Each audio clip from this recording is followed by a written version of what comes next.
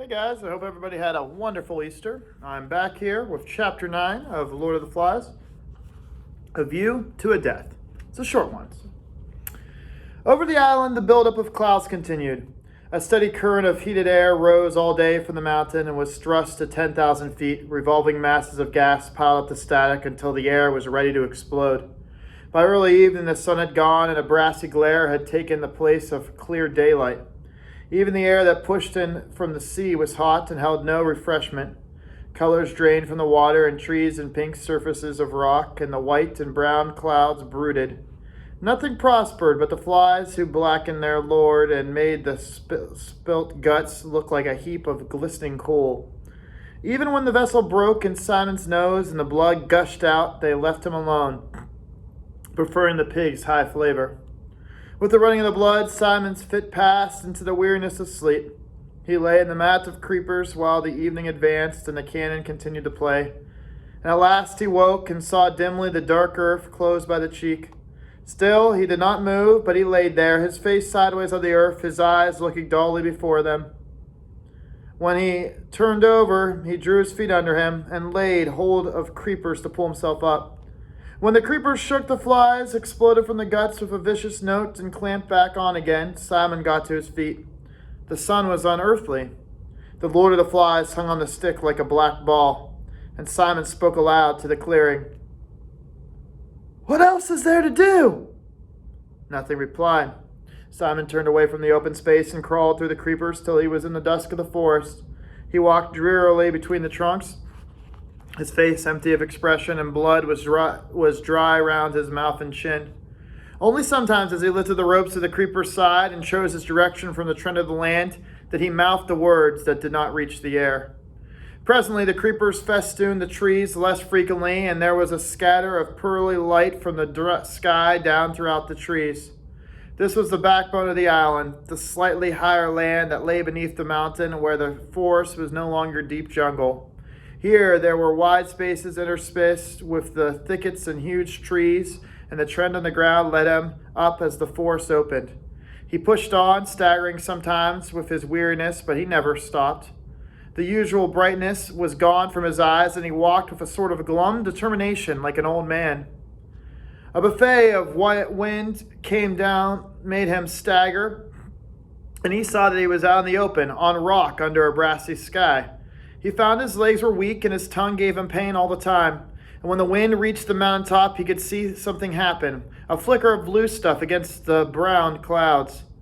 He pushed himself forward, and the wind came again, stronger now, cuffing the forest heads till they ducked and roared. Simon saw a humped thing suddenly sit up on the top and look down at him. He hid his face, and he told on. The flies had found that figure too. The lifelike movement would scare them off for a moment so that they made a dark cloud around the head.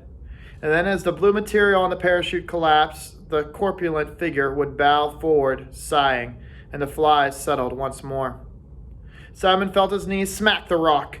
He crawled forward, and soon he understood. The tangle of lines showed him the mechanics of the parody. He examined the white nasal bones, the teeth, the colors of corruption. He saw how pitilessly the layers of rubber and canvas held together the poor body that should be rotting away. And then the wind blew again, and the figure lifted, bowed, and breathed fully at the air. Simon knelt on all fours and was sick till his stomach was empty. Then he took the lines in his hands. He freed them with the rocks and the figure from the wind's indignity. And at last he turned away and looked down at the beaches. The fire by the platform appeared to be out, or at least making no smoke. Further along the beach, beyond the little river and near a great slab of rock, a thin trickle of smoke was climbing into the sky. Simon, forgetful of the flies, shaded his eyes with both hands and peered at the smoke. And even at the distance, it was possible to see that most of the boys, even perhaps all of the boys, were there. So they shifted camp then, away from the beast. And as Simon thought this, he turned to the poor broken thing that sat stinking by his side. The beast was harmless and horrible, and the news must reach the others as soon as possible. He started down the mountain, and his legs gave beneath him. Even with great care, the best he could do was stagger, though. "Bathing," said Ralph. "That's the only thing to do." Piggy was inspecting the looming sky through his glass. "I don't like them clouds. Remember how it rained just after we landed? Yeah, it's going to rain again. Ralph dived into a pool. A couple of lit ones were playing at the edge, trying to extract comfort from a wetness warmer than blood. Piggy took off his glasses, stepped primly to the water, and then pushed them up again. Ralph came to the surface and squirted a jet of water at him. Mind my specs, if I get water on the glass, I gotta get out and clean them. Ralph squirted again and he missed. He laughed at Piggy, expecting him to retire meekly as usual in the pained silence. But instead, Piggy beat the water off his hands. Stop it! Do you hear me? Furiously, he drove the water into Ralph's face. All right, keep your hair on. Piggy stopped beating the water. I got a pain in my head. I wish the air was cooler. Yeah, I wish the rain would come. I wish we could go back home. Piggy laid back down in the slopping sand side of the pool. His stomach protruded and the water dried on it. Ralph squinted up at the sky. One could guess at the movement of the sun by the progress of the light patch among the clouds. He knelt in the water and looked around. Where is everybody? Piggy sat up. Perhaps they're lying in the shelter. Yeah, but where's Samaric? And Bill? Piggy pointed to beyond the platform. That's where they've gone. They're at Jack's party.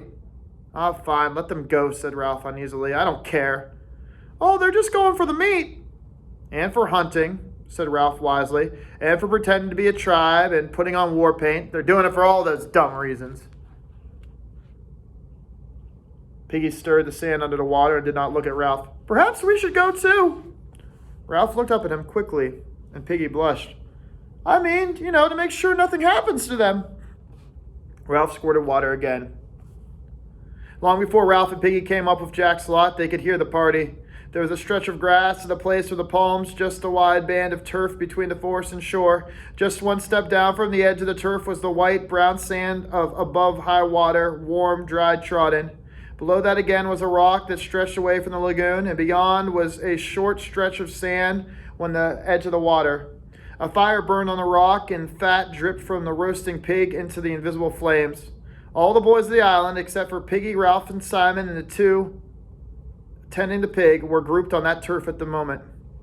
They were laughing, singing, lying, squatting, or standing on the grass, holding food in their hands. But to judge by their greasy faces, the meat eating was almost done, and held some coconut shells in their hands. They were drinking from them. Before the party had started a great log and had been dragged into the center of the lawn, and Jack, painted and garlanded, sat there like an idol. There were piles of meat on green leaves near him, and fruit and coconut shells full of drink. Piggy and Ralph came to the edge of the grassy platform, and the boys, as they noticed them, fell silent, one by one, until the only boy next to Jack was talking. Then the silence intruded even there, and Jack turned where he sat. For a moment he looked at them, and he crackled at the fire was the loudest noise over the droning of the reef.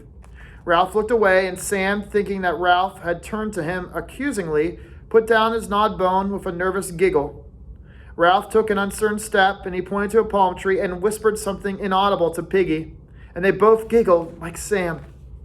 Lifting his feet high on the sand, Ralph started to stroll past. Piggy tried to whistle. At this moment, the boys, who were looking at the fire, suddenly hauled off a great chunk of meat and ran it towards the grass. They bumped Piggy, who was burnt, and yelled and danced. Immediately, Ralph and the crowd and the boys were united and relieved by a storm of laughter. Piggy once more was the center of social derision, so that everyone felt cheerful and normal again. Jack stood up and he waved his spear. Take them some meat. The boys with the spit gave Ralph and Piggy each an excellent chunk of meat. They took the gift, dribbling, and so they stood and they ate beneath a sky of thunderous brass that sang with a storm coming. Jack waved his spear again. Has everybody eaten as much as they want now? There was still food left, sizzling on the wooden spits heaped up the green platters. Betrayed by his stomach, Piggy threw a pig bone down on the beach and stooped for more. Jack spoke again impatiently. Has everybody eaten as much as they want, I asked. His tone conveyed a warning, given out of the pride of ownership, and the boys ate faster while there was still time. Seeing that there was no immediate likelihood of pause, Jack rose from the log, and his throne sauntered to the edge of the grass. He looked down from behind his paint at Ralph and Piggy. They moved a little further off the sand, and Ralph watched the fire as he ate. He noticed without understanding how the flames were visible now against the dull light. Evening was come, not from the calm beauty, but with the threat of violence. And then Jack spoke. "Give me a drink." Henry brought him the shell, and he drank, watching Piggy and Ralph over their jagged rim. Power lay in the brown swell of his forearms. Authority sat on his shoulders and chattered in his ear like an ape. "Everyone sit down." The boys ranged themselves in rows on the grass before him, but Ralph and Piggy stayed a foot lower, standing in the soft sand. Jack ignored them for a moment, and he turned his mask down at the seated boys and pointed at them with the spear. "Who will now join my tribe?" Ralph made a sudden movement that became a stumble, and some of the boys turned towards him. "I gave you food, and my hunters will provide for you, and they will also protect you from the beasts. Now who will join my tribe?" "I'm chief," Ralph said, "because you chose me, and we were able to keep that fire going. And now you're going to run after food?" "You ran yourself for that food," shouted Jack. "Look at that bone in your hands." Ralph went crimson. "I said you were hunters. That was your job. You were going to do the hunting. I gave you that job," Ralph said. But Jack ignored him again. "Who will join my tribe and have some fun?" "I'm chief," Ralph said tremulously. "And what about the fire? And what? I'm the one who's got the conch." "You haven't got it with you. You left it behind." "See? Clever. And that conch doesn't count at this end of the island. This is my turf." All at once, the thunder struck. Instead of the dull boom, there was a point of impact in the explosion. "The conch counts here, too, and all over the island." "What are you going to do about it, then, Ralph?" Ralph examined the ranks of the boys. There was no help in them, and he looked away, confused and sweaty. Piggy whispered, "The fire! Rescue!" "Who will join my tribe?" Jack said again. "I will." "Me." "I will." "I'm going to blow the conch," said Ralph breathlessly, "and I'm going to call assembly." "We shan't hear it." Piggy touched Ralph's wrist. "Come away. We're just going to get into trouble. And we've had our meat anyways. We should go." There was a blink of bright light beyond the forest, and the thunder exploded again, so a little one, started to whine. Big drops of rain fell amongst them, making individual sounds when they struck. "Going to be a storm, and you're going to have rain like when we stopped here. Who's clever now? Where are your shelters? What are you going to do about that?" The hunters were looking uneasily at the sky, flinching the stroke of the drops. A wave of restlessness set the boys swaying and moving aimlessly. The flicking of the light became brighter, and the blows of thunder were just only bearable. The little ones began to run about, screaming. Jack leapt on the sand. "Do our dance! Come on, dance!" He ran stumbling through the thick sand to the open space of the rock beyond the fire. Between the flashes of lightning, the air was dark and terrible, and the boys followed him clamorously. Roger became that pig, grunting and charging at Jack, who sidestepped. The hunters took their spears, the cooks took spits, and the rest clubs of firewood. A circling movement developed in chant. While Roger mimed the terror of the pig, the little ones ran and jumped on the outside of the circle. Piggy and Ralph, under the threat of the sky, found themselves eager to take a place in this demented but partly secure society. They were glad to touch the brown backs of the fence that hemmed the terror and made it governable. "Kill the beast! Cut his throat! Spill his blood!" The movement became regular while the chant lost its first superficial excitement and began to beat steadily pulse. Roger ceased to be a pig and became a hunter, so that the center of his ring yawned emptily. Some of the little ones started a ring of their own, and the complementary circles went round and round as though the repetition would achieve safety in itself. There was a throb and stamp of a single organism. The dark sky was shattered by a blue-white scar, and in an instant later this noise was on them like a blow of gigantic whip. The chant rose in a tone of agony. "Kill the beast! Cut his throat! Spill his blood!" Now all the terror rose through the desire, thick, urgent, and blind. "Kill the beast! Cut his throat! Spill the blood! Kill the beast! Cut his throat! Spill the blood!" And again the blue-white scar jagged above them, and the sulphurous explosions beat them. The little ones screamed and blundered about, fleeing the edge of the forest, and one of them broke the ring of big ones in his terror. "Him! Him!" The circle became a horseshoe. a thing that was crawling suddenly out of the forest. It came darkly and it came uncertain. The shrill screaming that rose from the beast was like a pain. The beast stumbled into the horseshoe. Kill the beast! Cut his throat! Spill his blood!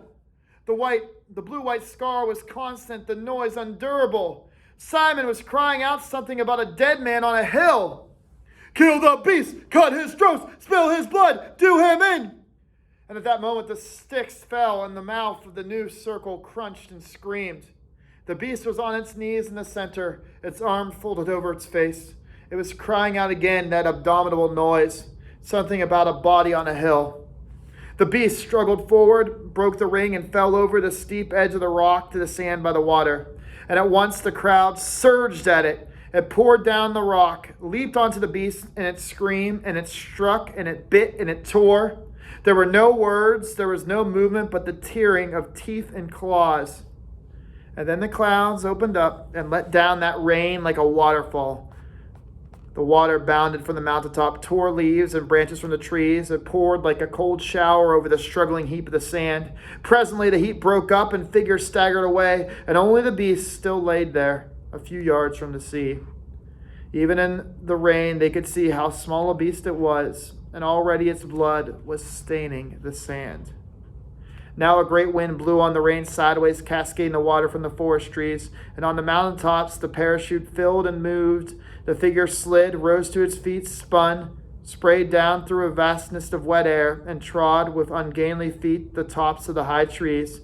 Falling, still falling, it sank towards the beach, and the boys rushed, screaming, into the darkness.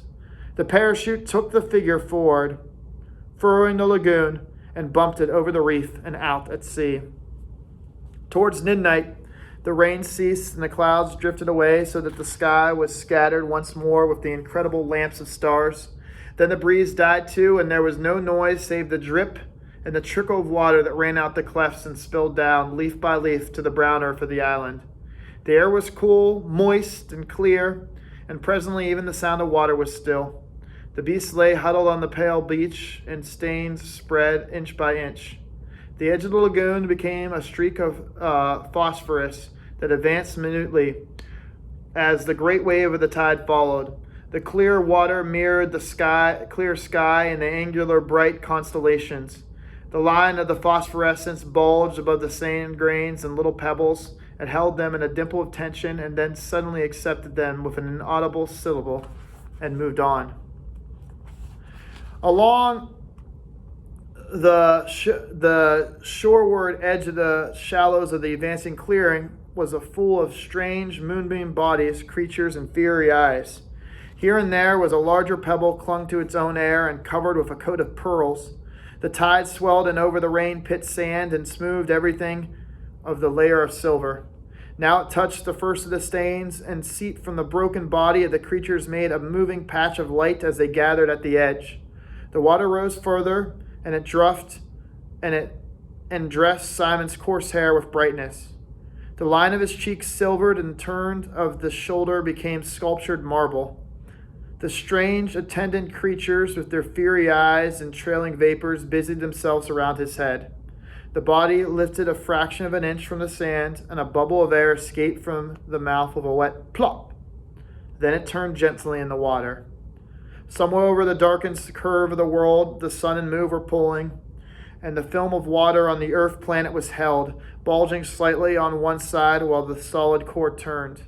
The great wave of the tide moved further along the island, and the water lifted. Softly, surrounded by a fringe of inquisitive bright creatures, itself a silver shape beneath the steadfast constellations, Simon's dead body moved on, and it moved out towards the open sea. Guys, this is a pretty big chapter here. The boys have actually now killed. So this is a pretty big deal. I'm hoping by the end of the week we have another discussion, but I hope everyone had a good Easter and everybody takes care.